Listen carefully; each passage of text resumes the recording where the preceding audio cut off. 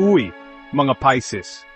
Kung ang birthday mo ay sa pagitan ng February 19th at March 20th, isa kang Pisces. Handa na ba kayo malaman ang mga nakahanda para sa inyo ngayong Abril? Aba, mga Pisces, mukhang maganda ang linya ng mga bituin para sa inyo ngayong buwan na ito. Una sa lahat, ang inyong pagiging malikhain ay nasa rurok nito. Gamitin ito, magpinta, magsulat, o kahit magdoodle lang, hayaan niyong lumipad ang inyong imahinasyon. Sa pag-ibig naman, maganda ang ipinapakita ng mga bituin.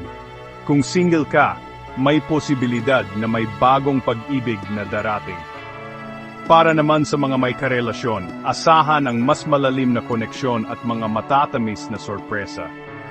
Sa trabaho, oras na para magtiwala sa iyong kutob.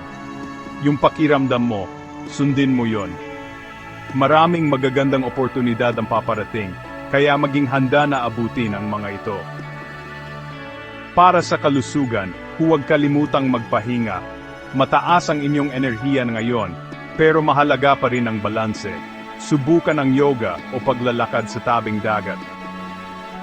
Kaya mga Pisces, ang Abril ay tungkol sa pagyakap sa mahika na nasa loob ninyo.